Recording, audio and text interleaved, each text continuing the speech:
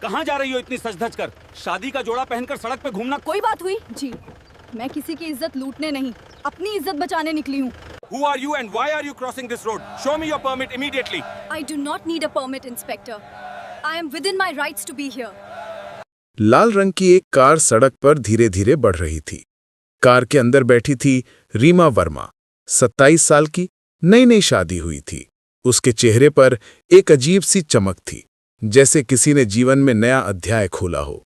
उसने लाल लहंगा पहना था, माथे पर सिंदूर की रेखा अब भी ताज़ा थी और उसकी आंखों में वो नरमी थी जो हर नई दुल्हन के मन में होती है। वो अपने मायके जा रही थी, एक छोटे से कस्बे नवादा में। ड्राइवर रमेश ने गाड़ी धीरे धीरे मोड़ी। मैडम, थोड़ी देर में चौक पर पुलिस की चेकिंग होती है, धीरे चलूं? रीमा ने मुस्कुराकर कहा। हाँ रमेश भैया, कोई जल्दी नहीं है, माँ को बताया है कि पहुंचते ही फोन करूंगी।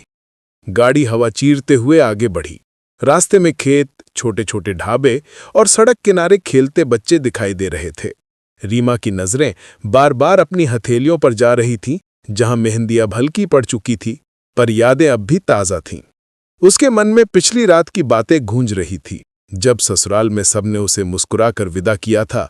जल्दी आ जाना बेटी, उसकी सास ने कहा था, और रास्ते में किसी से बात मत करना, ससुर ने हल्की हंसी में कहा था। उसे नहीं पता था कि यह सफर उसकी जिंदगी की सबसे कठिन परीक्षा बन जाएगा। लगभग आधा घंटा हुआ होगा। सामने बांस और रस्सी से बनी एक अस्थायी बैरिकेडिंग दिखाई दी। रमेश ने धीरे से ब्रेक लगाए। 2 पुलिसकर्मी खड़े थे, एक जो दूर खड़ा मोबाइल पर बात कर रहा था और दूसरा जो गाड़ियों को रोककर कागज देख रहा था। रमेश ने खिड़की नीचे की। साहब जी, शादी की गाड़ी है, कागज हैं हमारे पास। पुलिसकर्मी ने कागज देखने के बाद सिर हिलाया। ठीक है, आगे बढ़ो। लेकिन तभी पीछे से आवाज आई, रुको जरा, कौन है अंदर? ये आवाज थी दरोगा सुभाष यादव की। 35-40 साल का भारी शरीर, कंधे पर सितारे चमक रहे थे पर आंखों में घमंड झलक रहा था। वो गाड़ी के पास आया और खिड़की पर झुककर बोला, अरे वाह दुल्हन, इतनी सज धज कर कहाँ जा रही हो? रीमा ने विनम्रता से जवाब दिया, जी साहब, अपने मायके जा रही हूं। दरोगा ने हंसते हुए कहा, अच्छा, और ड्राइवर कौन है, पति है या कोई और? रीमा ने ठंडे स्वर में कहा, नहीं, ये हमारे घर का ड्राइवर है। वो अब भी मुस्कुरा रहा था, पर उसकी मुस्कान में व्यंग था। उसने रमेश से कहा, गाड़ी किनारे लगाओ, पूरी चेकिंग करनी पड़ेगी। रमेश सकपका गया, साहब सब पेपर हैं, शादी की गाड़ी है, देख लीजिए। सुभाष यादव ने हट से कहा, कहा ना किनारे लगाओ। रीमा अब असहज हो चुकी थी। गाड़ी एक तरफ लगी। सुभाष यादव ने गाड़ी के दरवाजे के पास खड़े होकर फिर सवाल किए, कहाँ की हो, कौन से गांव से, और ये लाल गाड़ी किसी नेता की है क्या? रीमा ने कहा, नहीं साहब, मेरे ससुर जी की है, वे सरकारी शिक्षक हैं। अच्छा, सरकारी टीचर? उसने फिर व्यंग से कहा, आजकल टीचर भी लाल गाड़ी में घूमने लगे। पास खड़े सिपाही हंस पड़े। रीमा ने गुस्से और अपमान के बीच खुद को संभाला। साहब, आप चाहें तो डॉक्यूमेंट्स देख लीजिए, लेकिन कृपया इस तरह की बातें मत कीजिए। दरोगा ने उसकी आंखों में देखा। उसे शायद ये अच्छा नहीं लगा कि किसी औरत ने सीधे जवाब दिया। उसका चेहरा कठोर हो गया। मैडम, हमें अपना काम पता है, आप हमें सिखाइए मत। रीमा के हाथ थोड़े कांपे। उसे अब डर नहीं, गुस्सा महसूस हो रहा था। उसने कहा, मैं कानून को जानती हूं और उसका सम्मान करती हूं। आप चाहें तो मैं अपने जानने वाले अफसर से बात करवा दूं? दरोगा ने कहा, अच्छा, अफसर से बात कराओ, देखते हैं कौन है वो। रीमा ने अपना मोबाइल उठाया और एक नंबर डायल किया। दूसरे छोर पर आवाज आई, हाँ रीमा बोलो, सब ठीक तो है? वो आवाज थी आईपीएस श्रद्धा सिंह की, रीमा की कॉलेज सीनियर और वर्तमान में नवादा जिले की महिला आईपीएस अधिकारी। रीमा ने धीरे से सब बताया। मैम, एक दरोगा ने रास्ते में रोक रखा है, अजीब अजीब सवाल कर रहा है। श्रद्धा का स्वर तुरंत बदल गया। नाम बताओ उस दरोगा का। सुभाष यादव। श्रद्धा ने बस इतना कहा, वहीं रहो, मैं आ रही हूं। रीमा ने फोन रखा। दरोगा अभी भी अपनी कुर्सी पर बैठा था। तो क्या हुआ मैडम, अफसर जी आ रहे हैं? उसने हंसते हुए पूछा। रीमा ने कोई जवाब नहीं दिया, सिर्फ खिड़की के बाहर देखती रही, जहां हवा तेज हो रही थी पर उसके मन में तूफान और भी तेज था। धीरे धीरे आसपास के लोग जमा होने लगे। किसी ने फुसफुसा कर कहा, अरे ये वही यादव साहब हैं जो सब पर रौब झाड़ते हैं। दूसरे ने कहा, लगता है इस बार गलती हो गई इनसे। रमेश ने रीमा से कहा, मैडम डरिए मत, अगर मैडम आईपीएस हैं तो अब कुछ नहीं होगा। रीमा ने हल्के स्वर में कहा, डर नहीं लग रहा रमेश भैया, बस अफसोस है कि कुछ लोग वर्दी पहनकर भी इंसान नहीं बन पाते। करीब 20 मिनट बाद सड़क पर एक सफेद एसयूवी की आवाज आई। गाड़ी रुकी, दरवाजा खुला और बाहर उतरी आईपीएस श्रद्धा सिंह। नीली साड़ी, कंधे पर दुपट्टा, पर चाल में ऐसा आत्मविश्वास जैसे हर कदम पर न्याय चलता हो। वो सीधे दरोगा के पास पहुंची। सुभाष यादव, तुम हो ना इस पोस्ट के इंचार्ज? सुभाष ने एकदम सीधा खड़ा होकर सलाम किया। जी मैडम, मैं ही हूं। तो बताओ, क्यों रोकी इस गाड़ी को? मैडम रूटीन चेकिंग थी, बस। श्रद्धा ने बीच में ही काटा। रूटीन चेकिंग में महिलाओं से इस तरह सवाल किए जाते हैं, या फिर तुम्हारे लिए नियम अलग हैं? सुभाष कुछ बोल नहीं पाया। उसके चेहरे पर पसीना झलकने लगा। तुम्हें पता ये कौन है? श्रद्धा ने कहा। इनका नाम रीमा वर्मा है, सिविल सर्विस की प्रशिक्षु अफसर, जो अभी मेरे साथ ट्रेनिंग में थी। भीड़ में खामोशी छा गई। रीमा ने श्रद्धा की ओर देखा। उनकी आंखों में सख्ती नहीं, अपनापन था। मैडम, सुभाष ने कुछ कहना चाहा, पर श्रद्धा ने हाथ उठाकर रोक दिया। तुमने वर्दी की इज्जत नहीं रखी, अब ये वर्दी भी तुम्हारे काबिल नहीं। श्रद्धा ने मौके पर ही जांच टीम को बुलाया। गवाहों के बयान लिए गए और कुछ ही मिनटों में दरोगा का सस्पेंशन ऑर्डर पास कर दिया गया।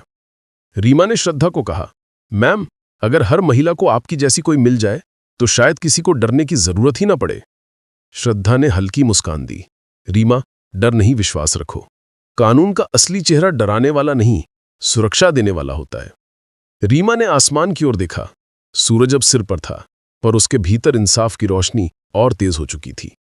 अगले दिन की सुबह नवादा पुलिस हेडक्वार्टर के बाहर कुछ असामान्य था। मुख्य गेट पर भीड़ थी। कुछ पत्रकार कैमरे लिए खड़े थे, कुछ आम लोग फुसफुसा रहे थे। कल शाम को जो हुआ था उसकी खबर अब हर तरफ फैल चुकी थी। आईपीएस मैडम ने मौके पर दरोगा को निलंबित कर दिया। एक दुल्हन के साथ बदतमीजी करने की सजा मिली। अब जांच होगी। ये बातें हवा की तरफ फैल रही थी। आईपीएस श्रद्धा सिंह अपनी टेबल पर फाइलें सहेज रही थी। उनका चेहरा शांत था, लेकिन भीतर बहुत कुछ चल रहा था। वो जानती थीं कि यह मामला यहीं खत्म नहीं होगा, क्योंकि सुभाष यादव कोई छोटा पुलिस वाला नहीं था। उसकी राजनीतिक पहुंच थी और कई रसूखदार लोग उसे बचाने में लगेंगे। फिर भी उन्होंने तय किया, जो सच है वो सामने आएगा, चाहे जो हो। उनके मोबाइल की स्क्रीन चमकी। रीमा का कॉल था। मैम, नमस्ते। हाँ रीमा, कैसी हो? मैम, बस थोड़ा परेशान हूं, सब लोग बातें कर रहे हैं। घर वाले कह रहे हैं कि इस मामले में मत पड़ो। श्रद्धा ने गहरी सांस ली। रीमा, समाज हमेशा चुप रहने वालों का साथ देता है, लेकिन बदलाव उसी से आता है जो सच बोलने की हिम्मत करे। तुम्हारे साथ मैं हूं, एक अफसर की तरह नहीं, एक बहन की तरह। रीमा की आंखें नम हो गई। धन्यवाद मैम, मैं पीछे नहीं हटूंगी। दोपहर में जिला पुलिस कार्यालय में एक बैठक बुलाई गई। वहां डीजीपी ऑफिस से एक विशेष जांच दल आया था। कमरे में माहौल गंभीर था। एक तरफ श्रद्धा, दूसरी तरफ समिति के सदस्य। मुख्य जांच अधिकारी ने कहा, मैडम, हमारे पास शिकायत आई है कि आपने नियमों से हटकर तत्काल निलंबन किया है।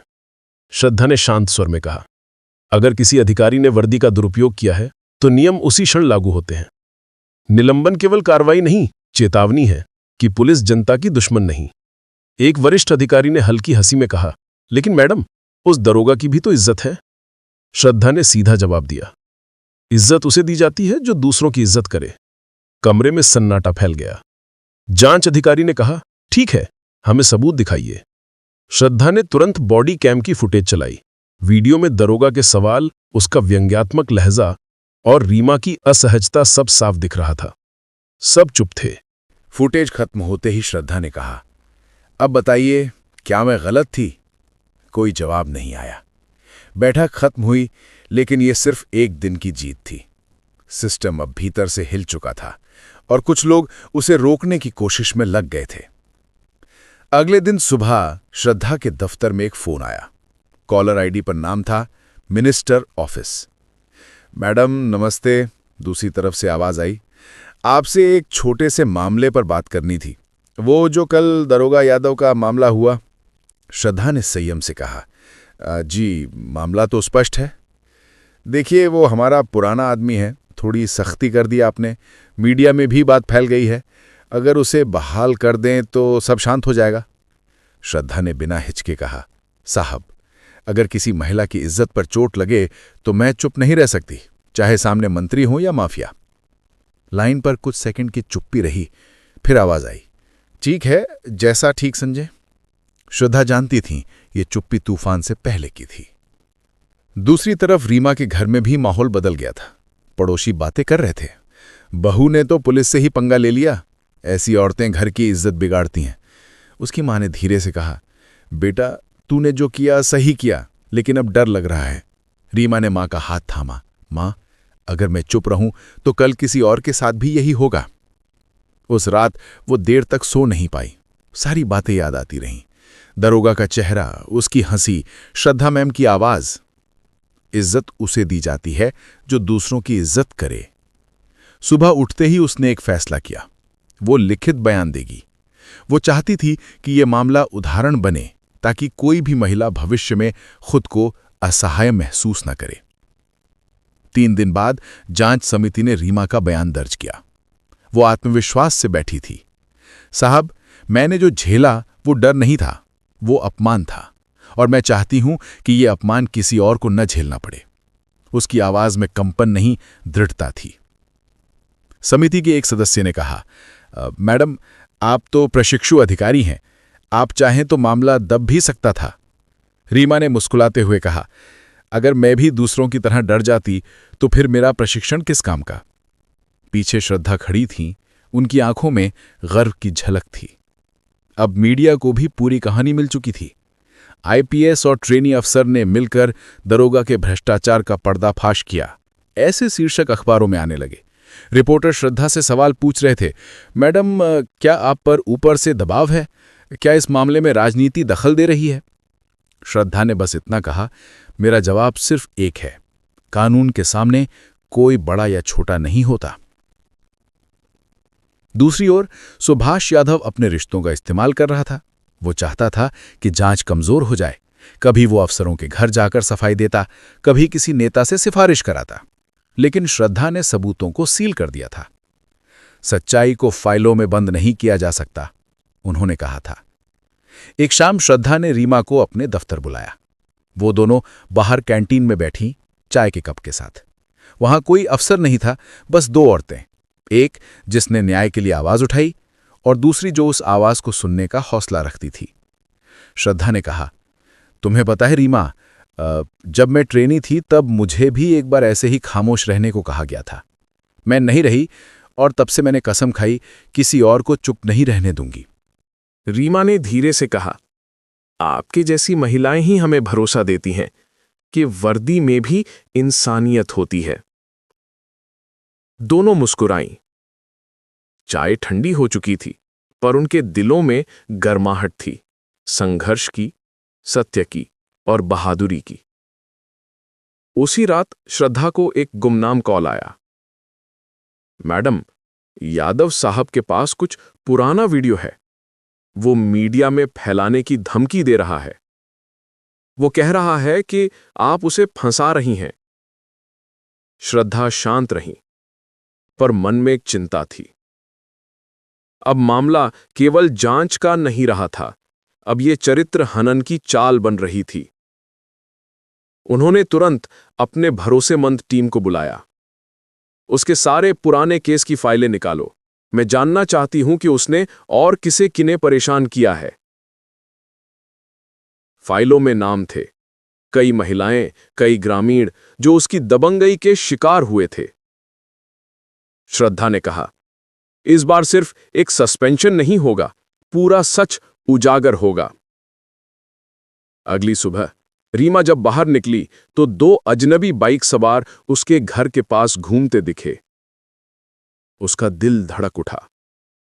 वो समझ गई कि अब उसे डराने की कोशिश हो रही है। उसने तुरंत श्रद्धा को कॉल किया। मैम, कोई मुझे फॉलो कर रहा है। श्रद्धा ने कहा, तुम शांत रहो, मैं खुद आ रही हूं। कुछ देर बाद श्रद्धा की गाड़ी वहां पहुंची। उन्होंने पुलिस पिकेट वहीं लगवा दी। रीमा, याद रखो, डर वहीं जीतता है जहां चुप्पी होती है। हम चुप नहीं रहेंगे। रीमा ने सिर हिलाया। मैं अब डरना भूल गई हूं मैम। रात को श्रद्धा अपने ऑफिस में अकेली बैठी थी। फाइलों के ढेर, नोट्स, रिपोर्ट्स, लेकिन उनकी आंखें कहीं और थी, उस वर्दी की ओर जो कुर्सी पर टंगी थी। उन्होंने धीरे से कहा, वर्दी पहनना आसान है, उसकी मर्यादा निभाना मुश्किल। बाहर हल्की बारिश शुरू हो चुकी थी। पानी की हर बूंद जैसे कह रही थी, सच को दबाया जा सकता है, मिटाया नहीं। श्रद्धा ने अपनी डायरी में लिखा, कल से नया अध्याय शुरू होगा। इस बार केवल दरोगा नहीं, पूरा सिस्टम आईने में देखा जाएगा। उनकी नजर खिड़की के बाहर चमकती लाइट्स पर पड़ी।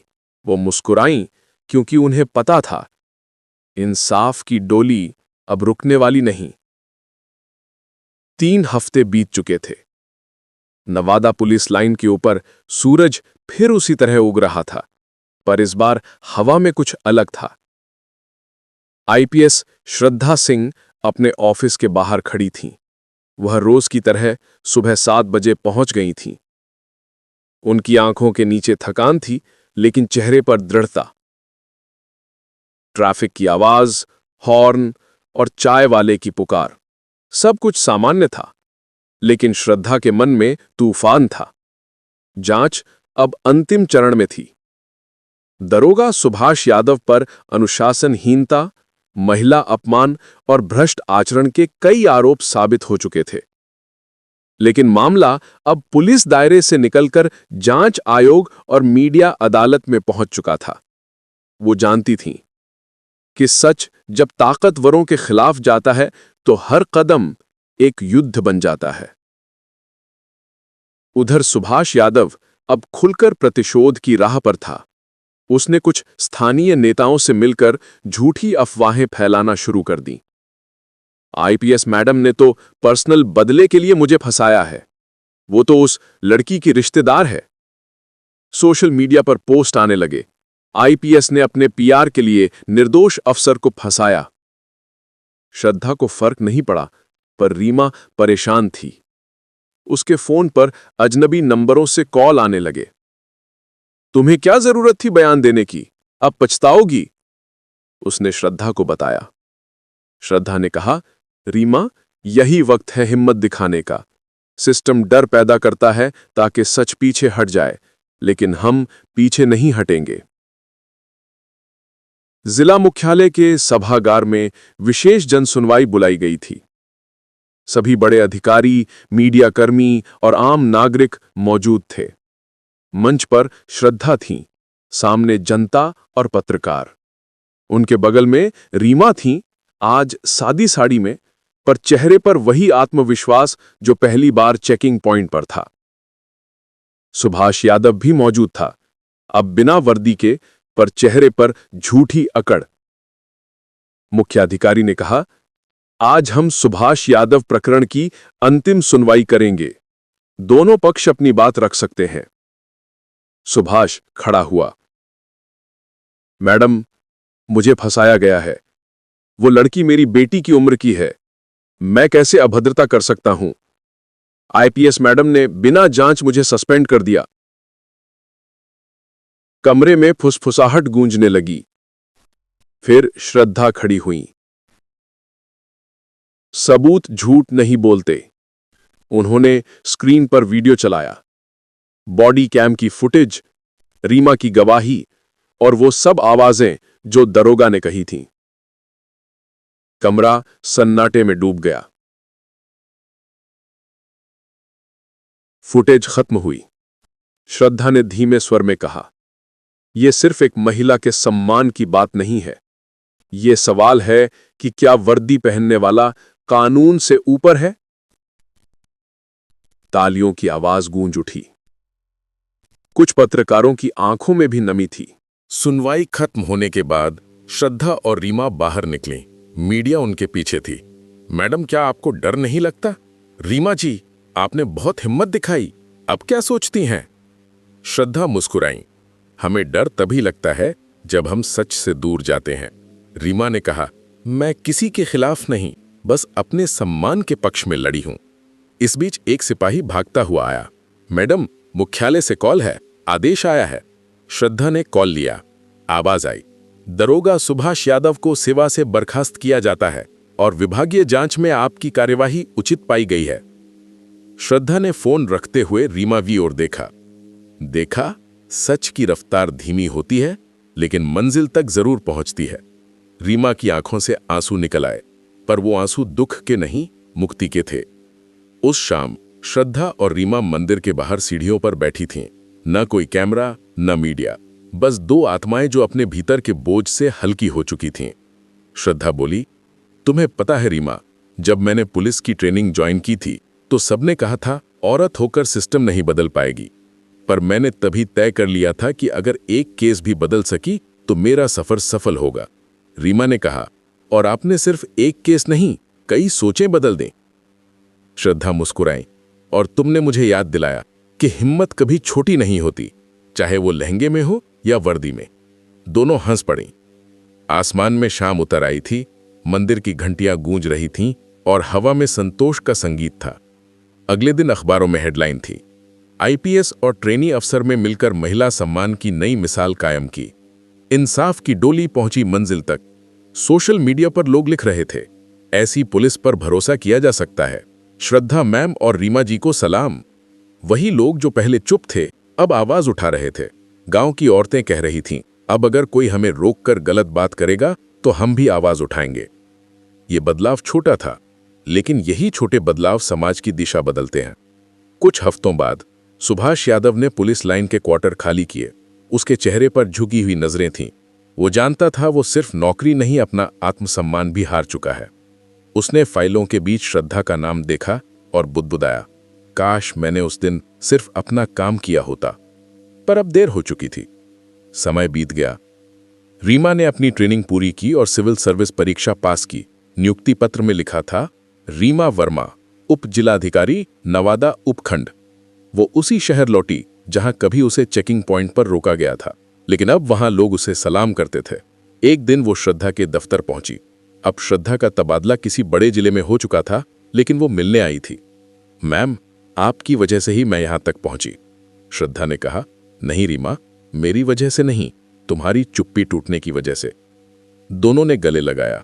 वो गले मिलना सिर्फ दो महिलाओं का नहीं था, वो न्याय और साहस का मिलन था। शाम का वक्त था। रीमा कार में बैठी थी। इस बार फिर वही लाल गाड़ी, पर अब उसके भीतर एक अफसर थी, डर नहीं। वो उसी चौक से गुजरी जहां पहली बार उसे रोका गया था। वहां अब एक साइन बोर्ड लगा था, महिलाओं के सम्मान की रक्षा, नवादा पुलिस की पहचान। उसने गाड़ी रुकवाई, थोड़ा मुस्कुराई और खिड़की से बाहर देखा। सूरज ढल रहा था, लेकिन आसमान में एक नई रोशनी थी जिसका नाम था इंसाफ। दोस्तों, हम आपको ये बहुत ही अहम संदेश देना चाहते हैं। सम्मान किसी पद या वर्दी से नहीं, बल्कि आपके चरित्र से मिलता है। जब एक महिला अपने आवाज उठाती है तो वह सिर्फ अपने लिए नहीं, पूरे समाज के लिए इंसाफ मांगती है। अगर आप हमारे विचार से सहमत हैं तो वीडियो को लाइक करें, चैनल को सब्सक्राइब करें और अपने विचार कमेंट बॉक्स में जरूर शेयर करें। चलिए साथ मिलकर समाज में बदलाव लाते हैं।